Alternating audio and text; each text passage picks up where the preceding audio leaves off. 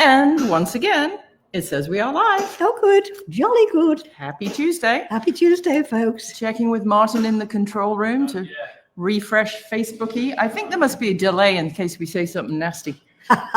Who, me? Never would we say anything nasty. Absolutely. So welcome to TeaFlix today, kids. Hope everybody's dealing with the heat and the weather and the crap all over the world that we're all seem to be dealing with. We are happy to announce this broadcast is sponsored by Mrs. McCartney's Teas.com, as ever. And we sold out in a big hurry of our 20th anniversary new flavor vanilla chai, but it is back in stock as of today. So make sure you hydrate. You can drink this cold too. And we have a new announcement. We have a brand new book out today, in fact, Words of Wisdom, Twisted English and Linguistic Lunacy for Word Nerds. And it's all about palindromes, malapropisms, Wellerisms, contronyms, rhyming slang, portmanteaus, idioms, Tom Swifties, and the rest of it. Speaking of Swiftie, congratulations, Taylor. She just got engaged. Oh, did she? Yes, 10 minutes ago. Oh, good. So, staying current, today's guest is all the way from England, and we're thrilled that he's made the time for us. He is kindly introduced to us by our buddy John Bazzini, known as Buzz in the Beatle world. And his name is Martin Orkin. He's a writer on the subject of the Beatles and 1960s music. He's a big fan, of course, and he was privileged to see them live in concert December 1964 at the Hammersmith Odeon in London.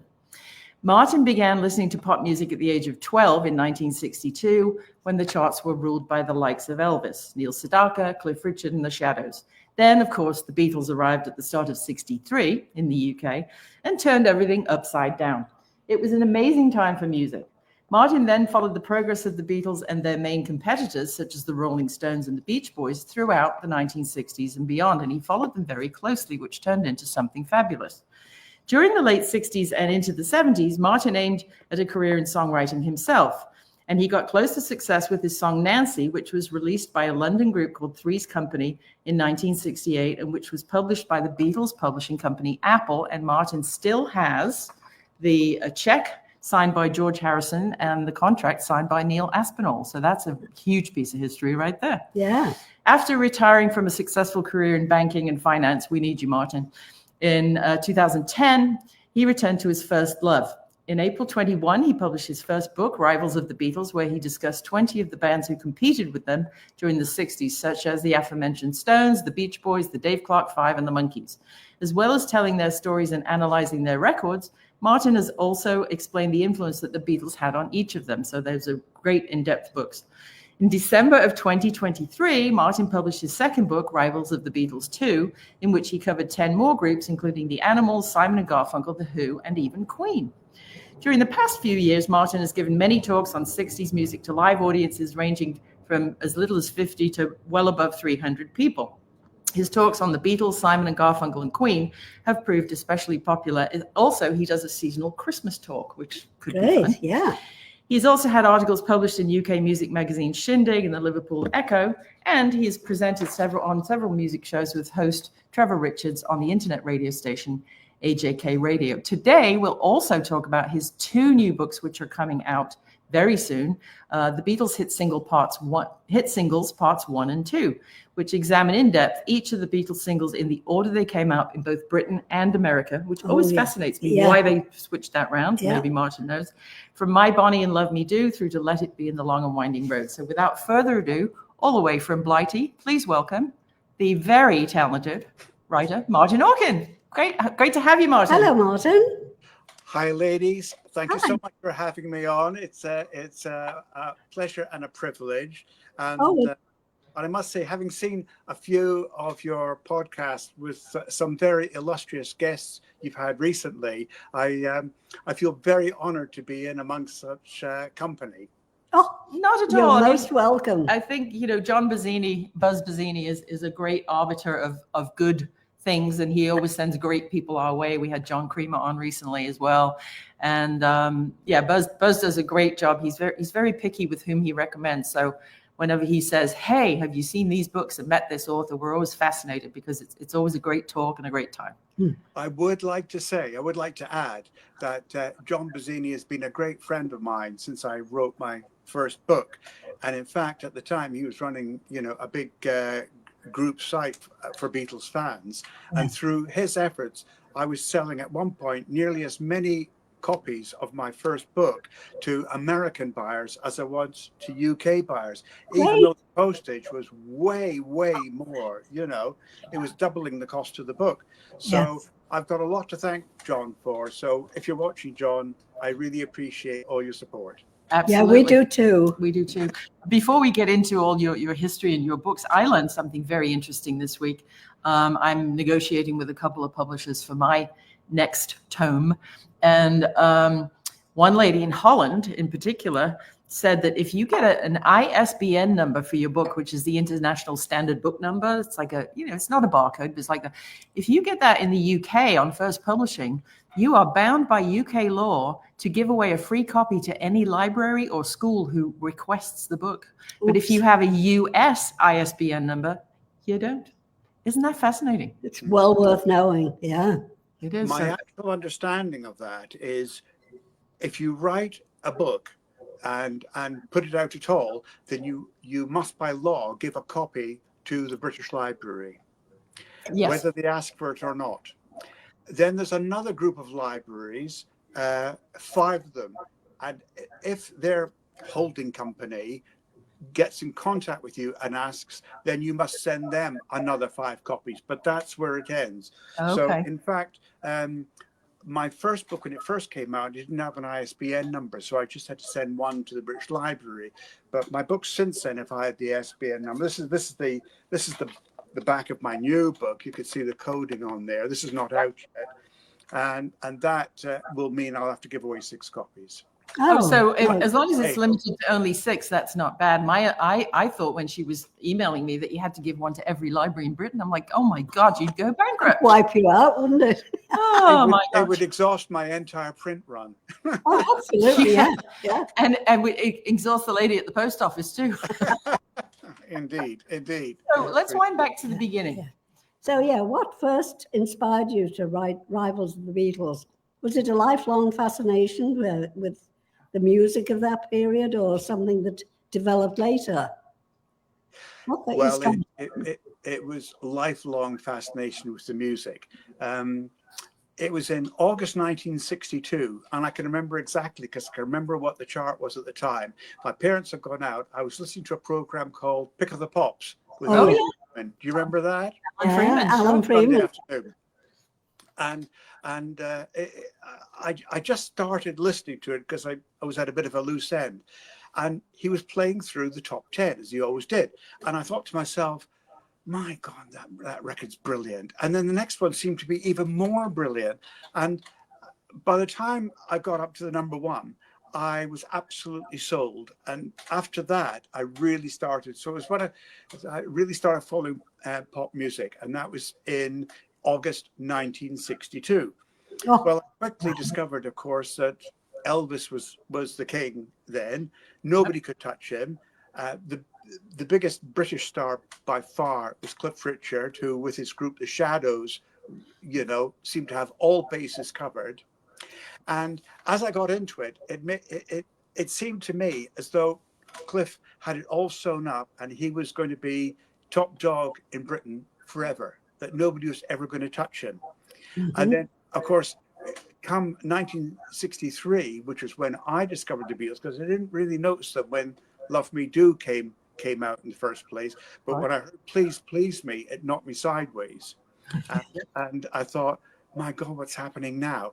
And it was from that I saw the seismic changes happening in front of me, and to me, it was such a wonderful time to be growing up, because you saw all this wonderful explosion of music and ideas and culture and clothes and everything, and it all stemmed from the Beatles, who just changed everything round about them. Right. I mean, speaking of pop culture, the Beatles were sort of the, stick a pin in it for the 60s of the time. Back many moons earlier, many centuries earlier, Shakespeare was kind of the dude of the day, right? And got people interested in literature and little people printing books and, writing them out and so on. Now, you have somewhat of an academic, or you're a fan of Shakespeare too, aren't you?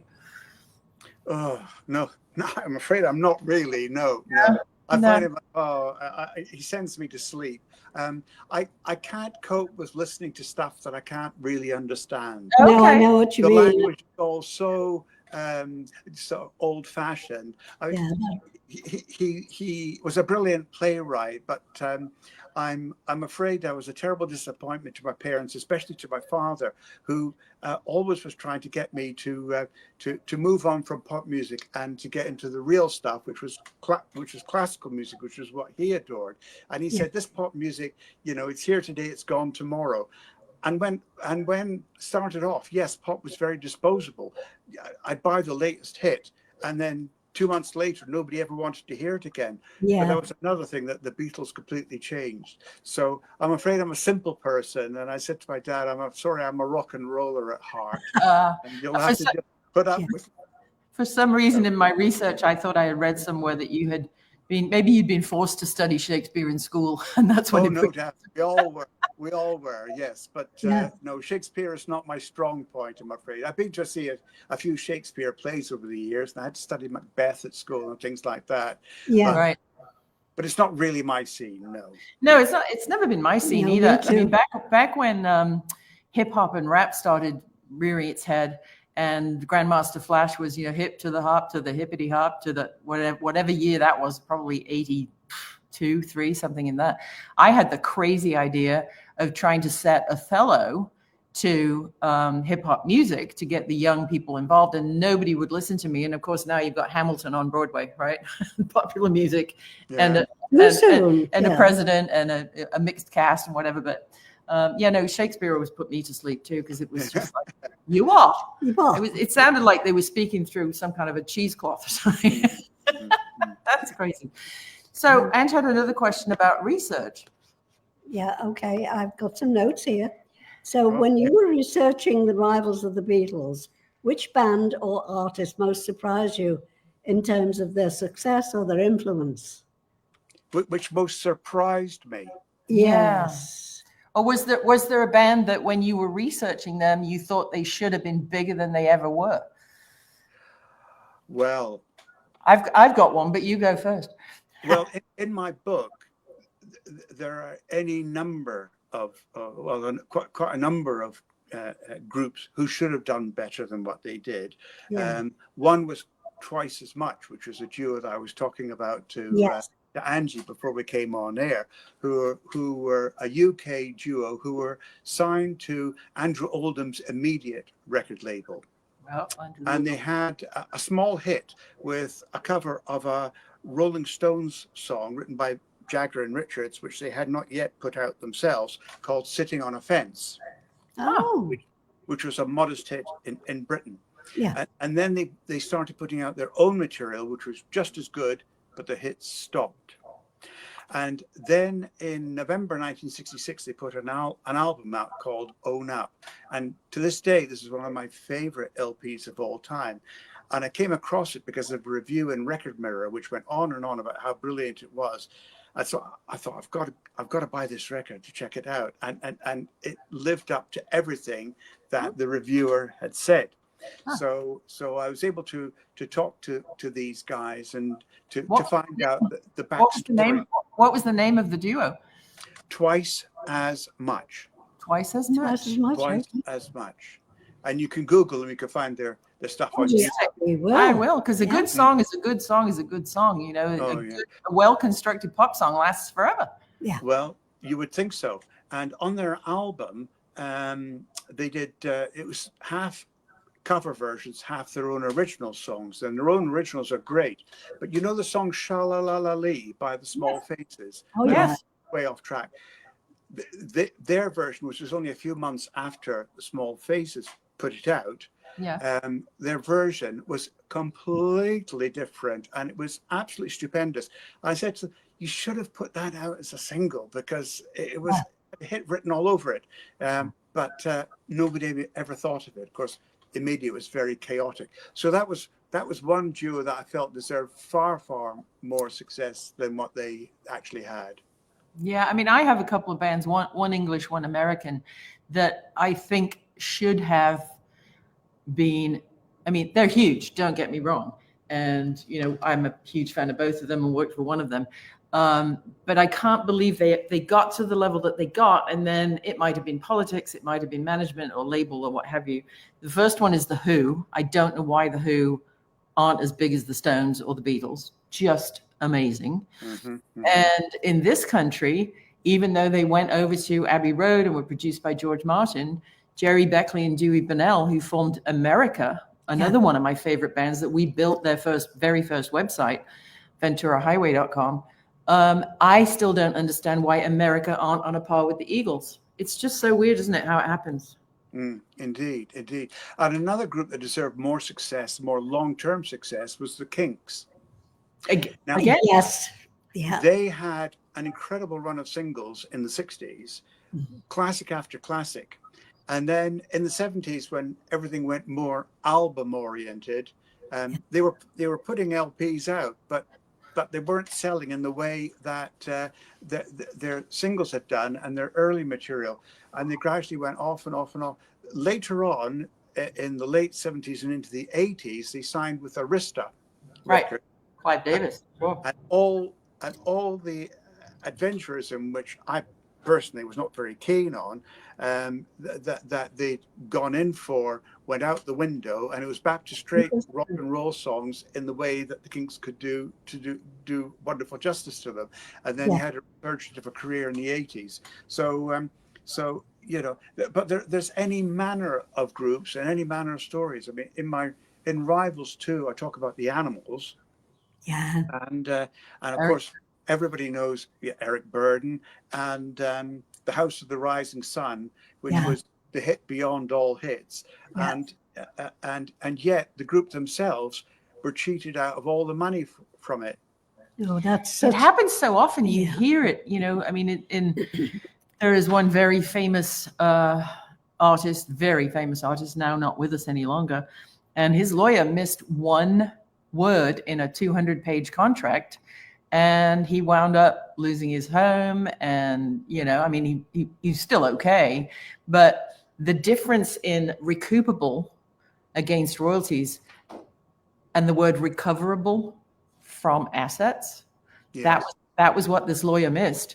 And so this artist was allowed to make a record and run up a bill of $2 million in the studio, because knowing the record label knowing that they weren't going to put any marketing dollars behind it. They made one lousy video, one or two, and then they called in the debt for all of the I mean, he had 8 studios and engineers on hold 24/7 at $180 an hour for 3 years.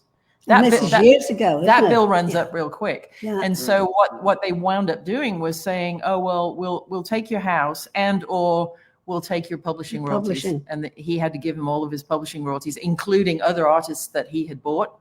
And that was one little word in a contract. And so often, you know, you hear these horror stories with these bands. And now they're buying back their catalog. They bought back their catalogs, re-recorded them, and then they're selling them to like Hypnosis and people like that. But the music business, it's so complicated. People don't really reckon with that, I think.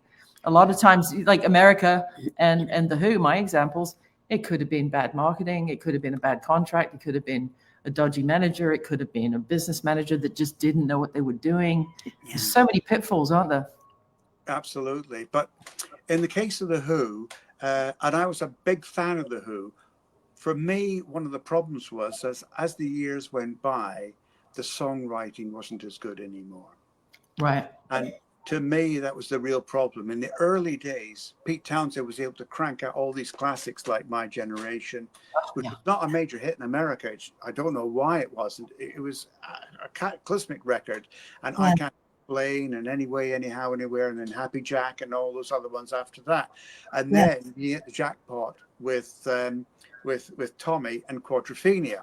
Right. The later albums, as I say in my chapter, my chapter on The Who in Rivals 2, the later albums have less and less of interest for me, and the quality just wasn't there. So I think that might have been part of the problem. But in terms of the contracts, of course, there was a classic situation which involved the Beatles and a contract. And what it was, and to me, this is one of the fascinating things about this this book, The Beatles Hit Singles, of it. I'm writing, and as I've been working away at it and researching and checking on things, I've been stumbling across stuff that I was only dimly aware of, if at all, before. And it was one thing I could never work out why, when they were signed to Capitol Records eventually, Right. in America, not at the beginning, but it was VJ first, right? I think it was VJ first, right. and the reason for that was that Capitol turned them down. They rejected. Famous last words. Yeah. Whoops. Yeah. Yes, because what actually happened, if you allow me to digress a little bit, was that they were signed to Parlophone in England. Yeah. And Parlophone was part of the EMI group of record labels. It was part of EMI's group of record labels. They were already been turned down by Columbia and HMV, which were EMI's bigger labels. They'd been turned down by them. Parlophone was like almost a last-ditch saloon for them. Right. They're signed there. Once they started having hits, then the natural place for them to go was Capitol Records, one of the biggest record companies in America. And the reason for that was that at the time, EMI owned them. Yes. They owned them. So you would have thought that they could have said to Capitol, "You're going to put the Beatles records out because they're having big hits over here, and we want to replicate the success in America." But right. Capitol were able to act autonomously, and they said no. Oh. They said, "We don't like the Beatles. We Whoops. don't think they sing very well. Way to go to lose your job, dude." We don't think they sing well. We don't think they play their instruments. Their records are poor. We don't like their songs. They need a good haircut." Oh, they had one. Yeah. And most damningly of all, we don't think they have any commercial potential in America. Sorry, who's on first? I'm gonna yak at my breakfast. Oh my God. So they rejected them. So the only way of getting the Beatles' early hits, like "Please Please Me" and "From Me to You" out at all, nobody wanted "Love Me Do," by the way. That was never at the time. Interesting. Nobody would take it, right? But it went to a smaller label called VJ, and there's a story which relates to that, which would be me digressing again. That's okay. They'd come to a guy called the guy who owned Ode Records. Oh my God, I've forgotten his name now. It'll come back to me. But anyway, this guy who it came up in P.F. Sloan's autobiography. The name will come back to me. I don't know why I've lost it, but I'm getting old. That's the trouble. So anyway, this guy said to P.F. Sloan when one day a package arrived with several of the Beatles' recent singles saying, "Give this a chance, listen to it," and he thought it was absolutely brilliant. So he went to his boss, and his boss said, "What are you thinking about? They come from England. It's all a load of rubbish over there. Put it in the bin." So it was only then when he said, "Well, I'll trade you a month's salary for the rights to these demos." He had another listen to them. Wow. Then he had another listen to them, and then he said, "This is the guy that produced Carole King's mega-selling Tapestry album." Wow. I'm trying to remember his name. It's just escaped me. I'll ask Siri. Dear. Siri, who produced Carole King's Tapestry? There you go. That's digital intervention right there. Well, he owned the record label it was on. Lou Adler. Lou Adler. Yeah. Thank you, Siri. Yeah. So then it looked as though Lou Adler was going to be saddled with the Beatles, but himself, he didn't think they were good either. So he persuaded a guy in VJ Records that he knew to take them on. He said, "My schedules are all full at the moment, but these guys are going to do really well. Can you take them on?" Because he wanted them off his hands. Right? So the first two singles went to VJ Records. But then after those first two singles bombed, when the next one came out, which happened to be "She Loves You," Yep. VJ said no to it themselves. They didn't want to have another flop with this no-hoper group from England. So it went to an even smaller label. I just got a picture here. I was going to show you something else. But if you just, can you see this at all? Yeah, pull it over a little bit to your left. Your left, other way.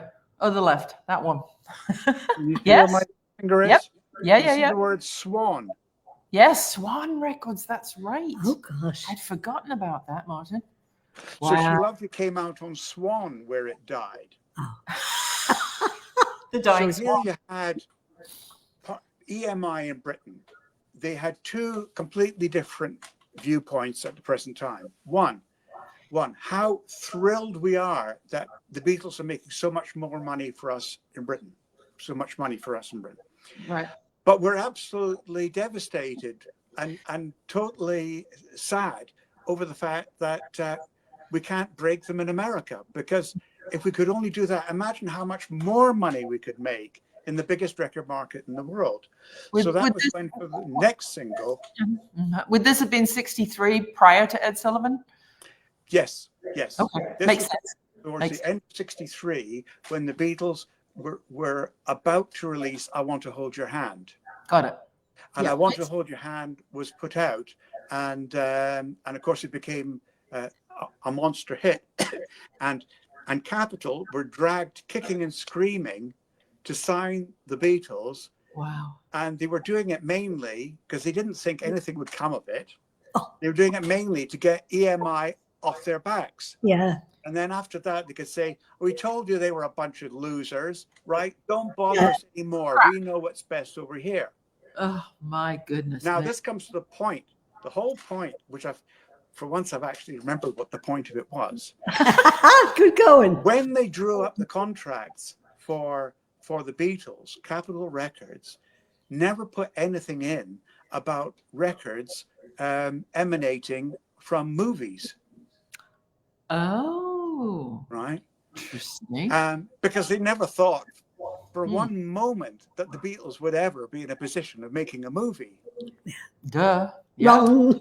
So when United Artists got the rights to A Hard Day's Night, they also got the rights to the soundtrack album. And all that Capitol could get off it was singles. So they released virtually all the tracks as singles, but they couldn't release the album because of that goof in The contract. So I said in my in the book, I reckon that half of the legal team in Capitol Records got fired when they found that out. Wow, they probably made him rappel off the side of the building to go. Well, you see, for me anyway, we're breaking news and spilling tea here on TeaFlix because I did not know. I've never really done a deep dive into the contracts because a lot of my life is living in that world anyway with digital and crypto and all of that web stuff.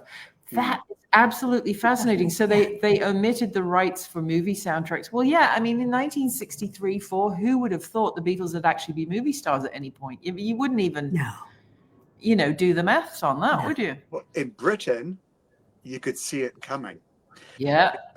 By the time I Want to Hold Your Hand came out, She Loves You had sold the better part of 2 million copies in Britain. In Britain, there was no precedent. No. She Loves You went to #1 in Britain about August 1963. It remained in the top 3 through to December 1963. Right. And when I Want to Hold Your Hand came out in December, because they couldn't hold back their next single forever. Right. It displaced She Loves You at #1.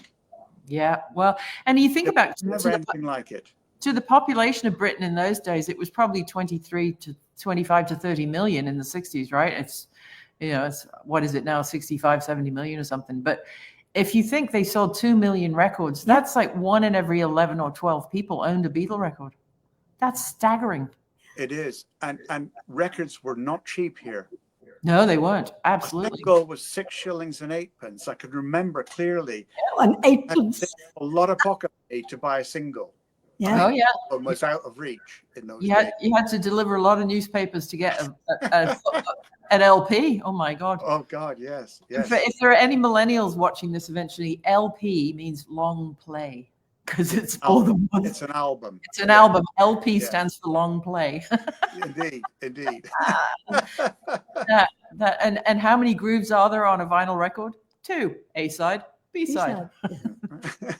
Indeed. There you go. Yeah, our regular viewers will know when I was signed to BMG through Jupiter Records in Germany, my album at that time was the last pressed in vinyl to come off in Gütersloh, and I drove up to Gütersloh in Germany. I was living in Munich to see it come off the press and them actually making the vinyl and the cover and the sealing and all of that stuff. It's quite the process. When you think about vinyl records and how we progressed from Bakelite and the breakables to vinyl back in the day, that was quite a technological leap for 60, 70 years ago, wasn't it?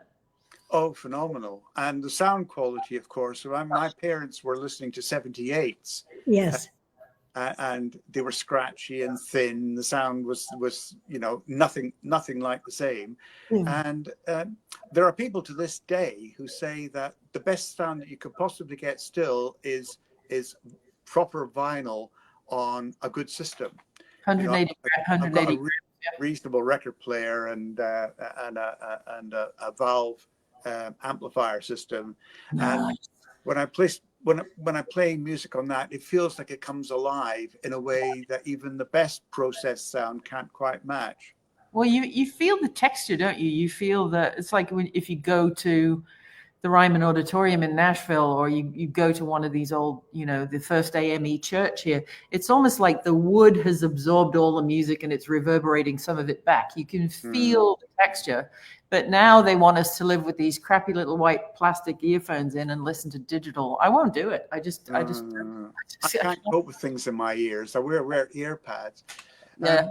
Headphones are okay if you're listening to vinyl, but these MP3 players and play it off your phone now. I mean, even iPods have gone away, and they want you to play it off a phone. I'm just a cranky old white lady. What can I tell you? No. I'm entirely with you. I think iPods are fantastic. They were great. My music talks, I create playlists. Yeah. And I play snippets of each of the records I'm playing through my PA system, and it all comes from this. And they're marvelous. They are. If you've got one that'll still boot up and take a charge, it's we've got a whole collection of them. We've got Blackberries and all my old flip phones and Samsungs and everything. I'll have to open like a techno retro cafe, a tea shop. There you go. We haven't got quite enough to do. Let's open a tea shop. Yeah. But going back to all those great 60s bands and everything that you researched, and the two Rivals books. So how did you decide which Rivals made the cut for your books? And were there any that you reluctantly had to leave out? Well, there were loads that I reluctantly had to leave out. I've got this huge, long list that I had to choose from,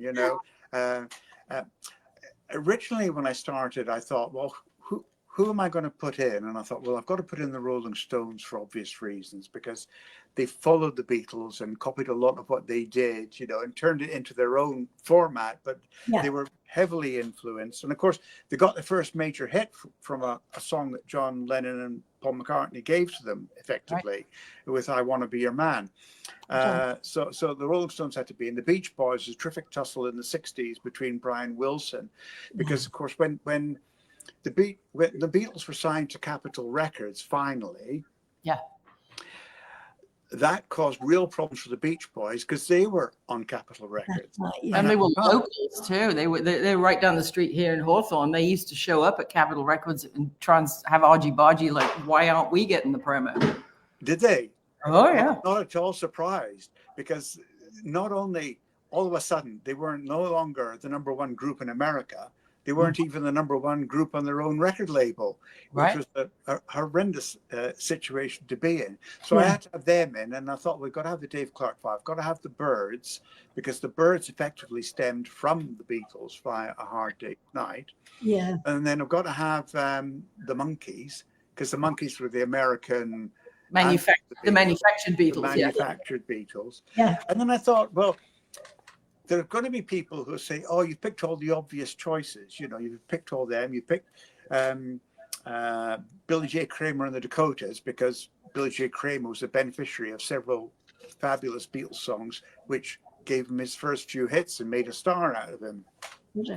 So I've got to put in a few people and then try and justify them that nobody would expect to see in a book called The Rivals of the Beatles. So I put in a group called the Mothers of Invention. Oh, I remember them, sure. Yeah.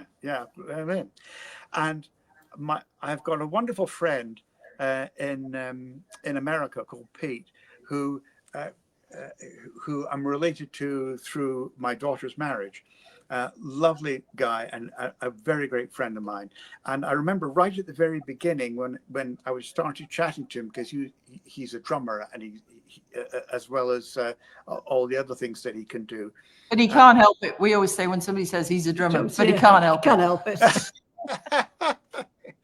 Well, I wouldn't dare say that, but absolutely, he makes enough jokes about himself on that. But he expressed an interest, or I asked him if he'd be interested in having a look at one of my chapters in this book I was writing at the time. So I gave him a list of these names, and I said, "Which one would you like?" And he said, "Oh, I'll pick the Mothers of Invention." And I thought, out of all of you, you've picked that one. So that always resonated with me, you know. So yeah.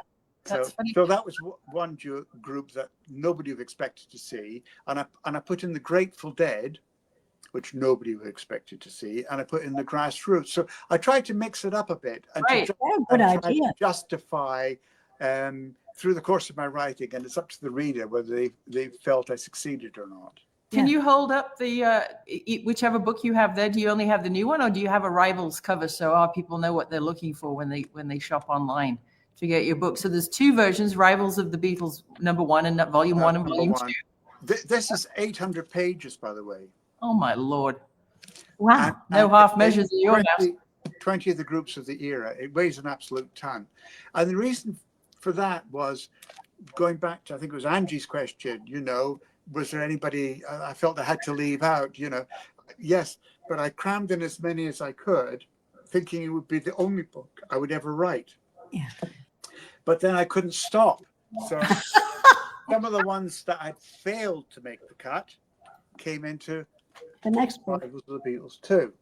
Yeah, there you go. Both hardback, glossy. Oh my God. It's a beautiful book. Sewn in pages. The pages will never come out, right? The pages are sewn in, not glued. Yep, gorgeous. Because if I wanted to put my name to it, I wanted 100%. To be. I'm not doing it for the money. I don't need the money. Right. I could always do with the money, but I don't need the money. But the point did you rob the bank before you left?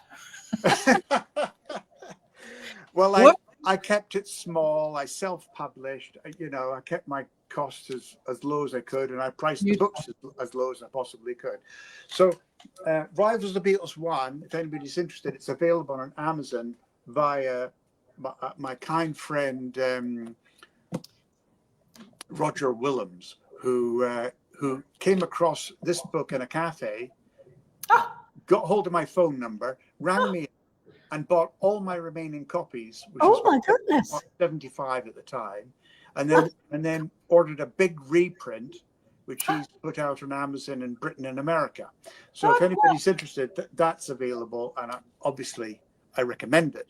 Yes. This one, I'm down to my last 50 or so copies, and that will go out quite soon, and then we'll see what happens. But I'll be on to my next book by then. Well, I know you're writing, before we get to that, you're writing the singles and all of the history and some of the stories we told today next. But have you ever thought of going back to writing the Rivals in a different format, like influenced by the Beatles and the bands of the 70s, 80s, 90s, 2000s? I mean, there would be no Oasis if there were no Beatles. No, I wouldn't do that.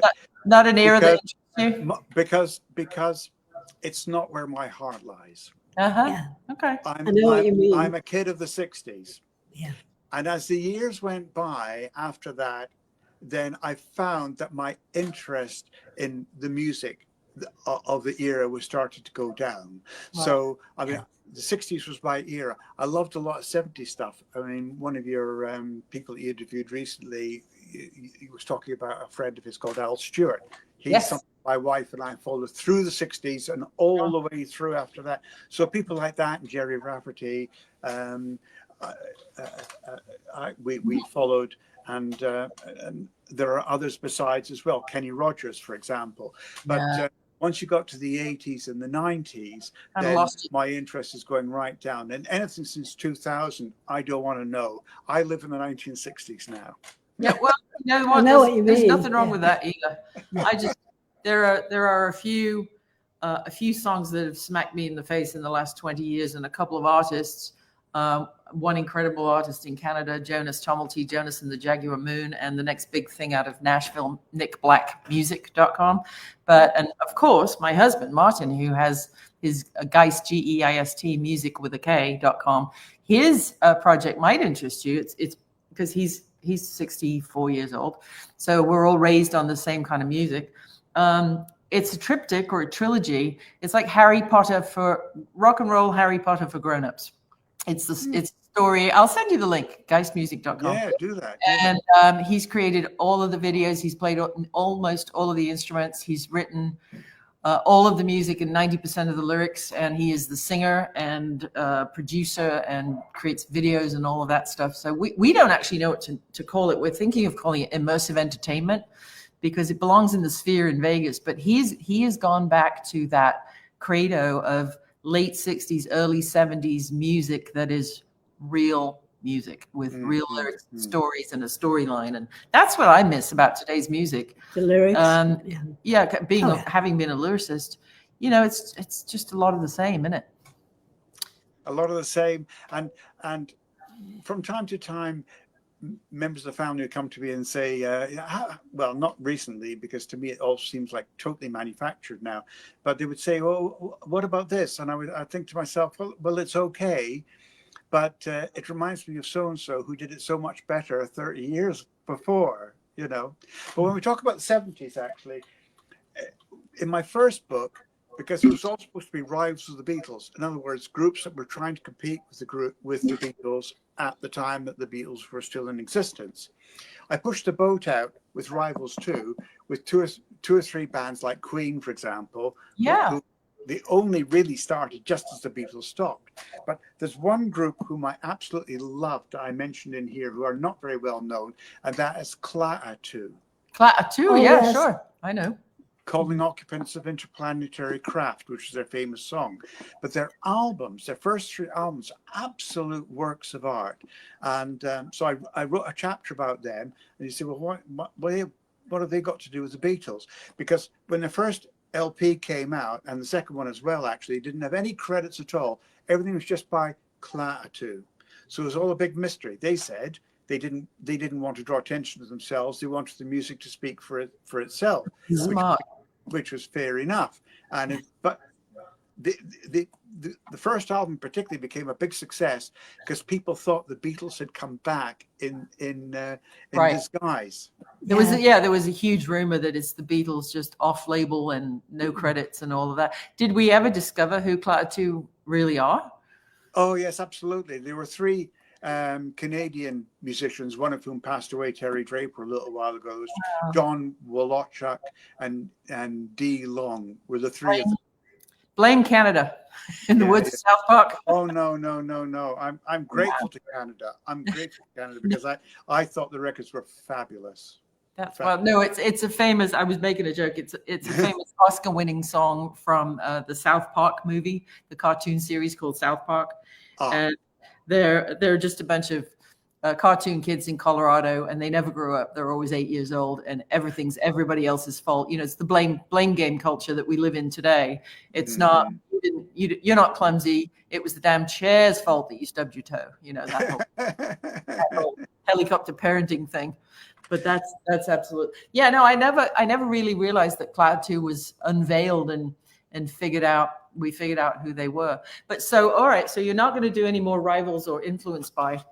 Ange had a question about your next project, which is coming out. Yeah, your next project, it examines every Beatles single in detail, doesn't it? So what new insights do you hope readers will gain that previous Beatle books might have missed? Well, that was the thought that I had right at the very beginning. The challenge I set myself was to be able to say something that would not just simply be regurgitating what's gone before. And there have been literally thousands of books published about the Beatles. I know I've got a fair few of them myself. Yeah. But although nearly all those books refer to or discuss the Beatles singles to some extent, I've never come across a book that goes into them in the forensic detail of what I have. So, for example, I say who wrote the songs. Now, you might say that's easy. It was Lennon and McCartney. Not always. No, it's not that easy, because it depends who was the really influential person in the particular song. And you may say, well, does that really matter? Well, it does, because it mattered to John and Paul. Right. They had all this unbelievable success, all this money pouring in, but it wasn't enough. Each of them wanted to be the person in the solo spotlight when they're performing their latest single. Right. You know? The rivalry, oh, absolutely, was always there. Real rivalry between the two of them. Yeah. And it started, I think, probably with Can't Buy Me Love, which was a Paul song. Mm-hmm. Before then, most of the songs that they wrote in the singles were kind of hybrids. You know, they worked on them together. Eyeball to eyeball was the phrase that they used to use, like and they did that for I Want to Hold Your Hand. I think they did it for She Loves You as well. Really composite, joint, you know, unified songwriting partnership efforts. But Paul did Can't Buy Me Love, and John didn't really like that, because up to then he'd been the sort of de facto unspoken leader of the group. The group as a whole was supposed to be 4 equal individuals, but some were more equal than others. And John regarded himself as effectively. I like that. Some were more equal than others. Yeah, it's great. So after that, he wrote the next series of singles. I made some notes about all this, because otherwise I thought I'll never remember the time. He wrote A Hard Day's Night. Huh. As soon as it was decided, because of a phrase that Ringo Starr uttered, he came out of the studio saying, God, that's been a hard day. And then he realized, you know, night had fallen. So he added on the word night at the end. And Dick Lester, who was the director of the film, thought, what a great title for a movie. So as soon as it decided that that's what the film was going to be called, John Lennon rushed home and wrote the song before Paul could rush home and write the song himself. Not being competitive at all, no. No. And the very next day, he came in with a completed song and said, here it is. Beat you to it, pipped you to the post, mate. And he did it with help as well, by the way. Did he really? Yes, he did. Interesting. And in the meantime, he wrote I Feel Fine. He wrote I Feel Fine at least partly because he was afraid that the Beatles were going to pick 8 Days a Week as the next single, which was a Paul song. Yeah. Well, I mean, there are obviously the famous ones like John's is Norwegian Wood and Paul's is Yesterday. So what you're saying is you've actually gone into where they were at the time, who said what, who really was the writer credit. The originator, even though they had a 50-50 handshake from the credits and publishing. Not all of them were eyeball to eyeball songs, were they? Not at all. And in fact, as I go forward to the very end of here it is, part 1, Beatlemania. Yep, I can see it. Can't get the angle right. The angle of the dangle is perfect. Right. Okay. That's just a mock-up of the cover, a proof of the cover. Then the last single that I cover in the first part, which is 1962 to 1965, is Day Tripper and We Can Work It Out. Now, Day Tripper was a John song, and We Can Work It Out was a Paul song. When they needed a new single, John thought, well, I'd better write it. So he wrote Day Tripper, and he was very pleased with it. When they did it in the studio, he thought, that's it, shoe in for the next single. Then, all of a sudden, Paul pops up with a song, which obviously John thought that'll make a good B-side, We Can Work It Out. And when they did that, then in the inner circle, someone was saying, you know, I'm not sure that We Can Work It Out isn't going to be a better bet, even than Day Tripper, great though it is. And John said, no, Day Tripper's got to be the A side, you know. But you could sense that the mood was going against him. Yeah. So in the end, to keep everybody happy, they made it a double A side. Double A, yeah. They shared the credit. But that was the point where Paul came up to John in the power struggle in the group And then after that, in book 2, as we go into Paperback Writer and Hey Jude and Get Back, the more and more it's Paul that's directing it all and pushing the group. And John is becoming more and more laid back and, whatever, man, you know? Yeah, So there's a real change of power in the group at that point in time. And I find that all fascinating. So I write about it. So that's, to me, an example of insights that you would not normally find. But I've gone into so much detail. I mean, my chapters on each of these songs is like 12, 15, 20 pages. Good grief. Oh. Well, these are must-haves. I mean, you can obviously, it's going to be coming out shortly. But Ange had, before we wrap up, Ange had a question about looking ahead. Yeah, looking ahead, what do you hope your body of Beatles work contributes to the ongoing global conversation about their music and their cultural legacy? Oh my goodness me, Angie! She's only short, but she's deep. Oh God, absolutely.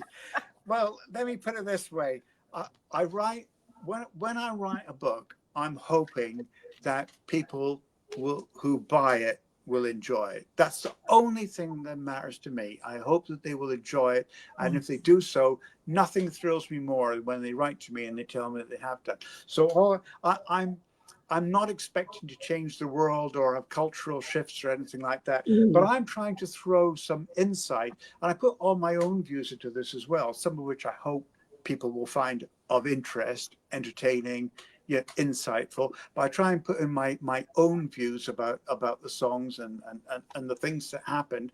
But beyond that, it's really a question for my readers. I just do the very best I can to provide something that has loads of facts in it, but I try and tell it in an entertaining style. Yeah, absolutely. Well, it's wonderful. As you seem to do, it is wonderful. Yeah. If anyone would like to know any more about the Beatles hit singles, which are the 2 books coming soon, and Martin's other music-related books, he has a dedicated website, which has been scrolling across the bottom for the last 45 minutes. It's rivalsofthebeatles.com. Yeah. And he also has a business email, and he tries to personally answer every email, but give him time.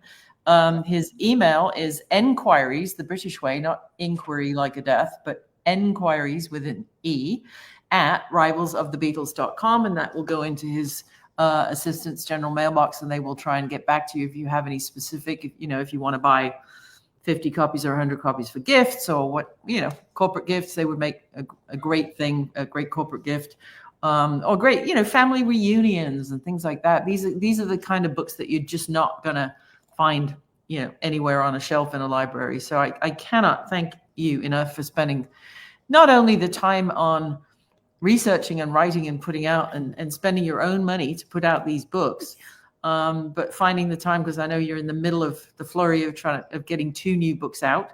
And you carved out the time for our tech tests and our broadcast today. So thank you. It's been a pleasure, an absolute pleasure. Can I just say that for the time being, the only place that you can buy my book is from me via my website, rivalsofthebeatles.com. Right. This book won't be on Amazon. No. It's listed on Amazon, but only because of the ISBN number, which I've had done.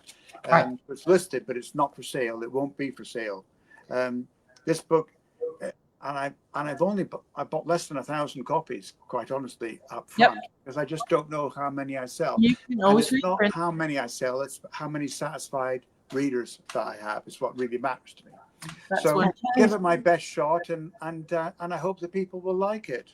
Absolutely. Great, no, wonderful. It's absolutely. Yeah. So Robbie is saying, looking to read your book. So I hope we answered your question there, Robbie. It's rivalsofthebeatles.com. Thank you, Albert from Illinois. I keep saying Chicago, but you're not in Chicago, but we met you near Chicago. So, but yes, Robbie I'm looking forward to reading your books too. So I'm going to order them. We have to figure out this whole postage thing at the moment with the UK not being able to send packages or business packages to the US. But if you send it as a personal package, I guess that will all. Brendan is over in Ireland. Thank you for tuning in, Brendan. Sammy is all the way down in Atlanta, Georgia. Thank you for tuning in. And I recognize some of these names. These are regular. yeah. Oh, good. We have we have our family. Program. Yeah.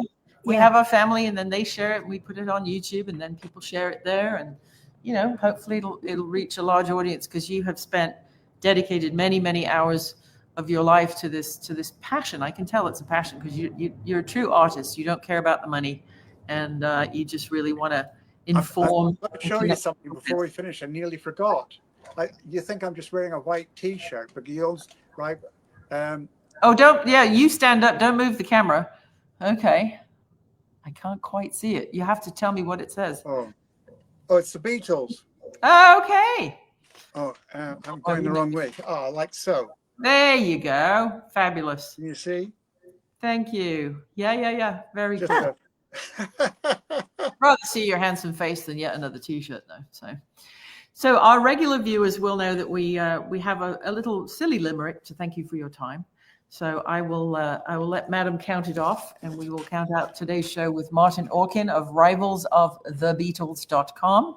And we will thank him with our limerick, and we'll see you kids all of a sudden next week for TeaFlix, sponsored by Mrs. McCartney's Tea. Our vanilla chai is back in stock. Our new book, Twisted English, is out on Amazon. Shameless plugs. And you count the limerick, and here we go. 1, 2, 3. So thank you for being our guest, with tales that are truly the best.